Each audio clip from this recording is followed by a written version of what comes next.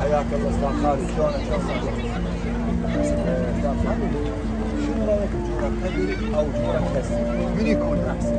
اكثر من احسن جورة قبل احسن من جورة هسه. ليش؟ الناس نفس صحيح، الناس نفس، بس طبعا احنا ما ادري بسبب التطورات اللي جاي يصير عندنا بالعالم يجوز نقدر نقول الخطا الاساسي اللي جاي يصير هو احسن زائده.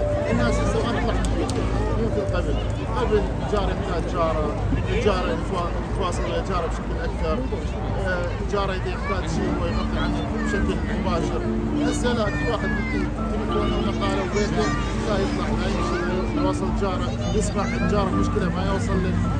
قبل طبعا بالنسبه لي خضره عايش هو انا ليش هسه انا جاي اخذ لقاءات ويا كبرك بالعمر اللي اكبر، يعني ليش حتى اريد اخذ كلام من قبل ومن هسه، واخذت لقاءات مع الشباب، ولكن شنو اريد ادمج الشباب والكبار.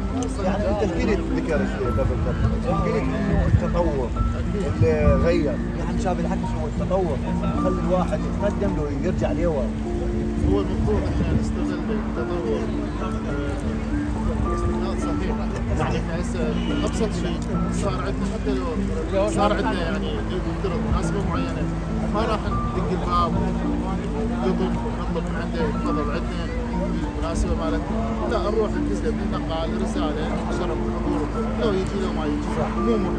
هذا الشيء طبعا احنا فتره التسعينات وفتره الثمانينات ما عشنا قبل الجار ازين ندق الباب عاد يشوف محتاج اذا هو ما موجود يوصيك على بيته على عائلته يقفل الباب يخلي المفتاح يمك. هسه ماكو يعني نقدر نقول عندهم هاي الشغلات كلها ما موجوده للاسف. كلش ما موجوده لو قليل من عندهم. طبعا اكو ناس لا زالت انا اشوف قليل لا زالت الحمد لله. طبعا جزء مجتمعنا العراقي يختلف عن بقيه المجتمعات، جزء بقيه المجتمعات ما تلقى، بس مجتمعنا لا زال اكو بوادر من هذا الجانب، يعني يقدمون الجار ويعطونه اهميه اكثر من غير مناطق بجزء. كلما كانت المناطق نقدر نقول شعبيه اكثر كان التآلف والمؤاخاه والجوره يكون لها دور اكبر.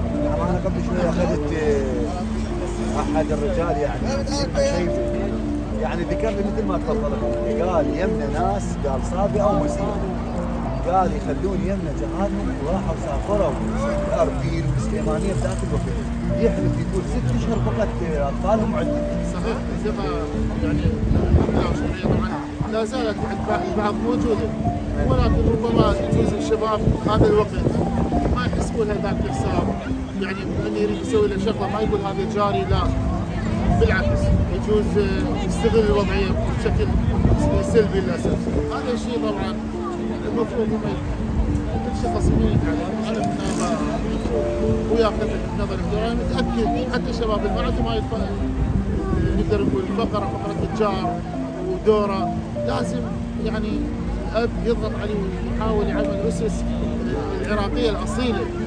هذا شيء اكو شباب هسه جاي اسولف وياهم يقولون لا احنا قبل، يقول احنا قبل يعني نسمع مننا الجار هيك تباوع جارك بنظره حلوه، تساعد جارك، عينك على جارك عين نظيفه، يعني يعطون ياخذون، واكو منهم لا تطبعوا باطباع هسه الحداثه والسوشيال ميديا وما شابه ذلك. هو مثل ما قلت لك بالبدايه هو تاثر بالتطور التكنولوجي هذا الاخير للاسف ما يعكس اخلاق المجتمع العراقي الاصيل، يعكس الاخلاق يجوز الاوروبيه الغربيه مع الاسف اللي هم يجوز نقدر نقول حتى التفكر مو سريع عندهم، مو بعد ويا الجار، يجوز الاب وابنه ماكو علاقه، الاب وامه العفو الابن والام ماكو علاقات بيناتهم، علاقه نقدر نقول امومه كانوا يصير بيناتهم مشاكل ماكو تفاهم. بينما احنا هاي العراقيين لازلنا يجوز كعائله الحمد لله لازلنا محافظين على هذا المبدا،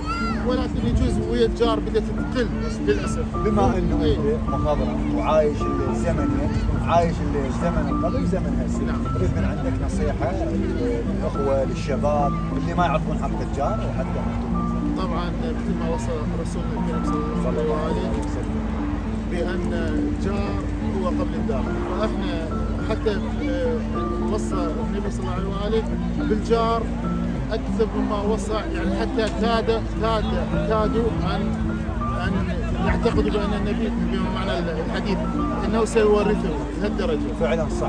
بينما هو طبعا اكيد الجار له دور كلش كبير في المجتمع، وخصوصا بالنسبه اذا الجار طيب وجار على مستوى اخلاق وعلى مستوى عالي، لازم ننظر له كنظره عائليه. ولازم نصون عرضه ونصون شرفه ونصون ماله. بارك الله فيك. ونكون احنا هاي طبعا هاي السمات العراقيه. اتمنى من شبابنا يمسكون هذا الشيء. ان شاء الله الرساله توصل من الاستاذ والاخوه الشباب اللي ما يعرفون حق الجار، منا نتعلموا من ابائنا من اجدادنا من امهاتنا، نتعلم الجوره. شكرا لك استاذ. شكرا. بارك الله فيك.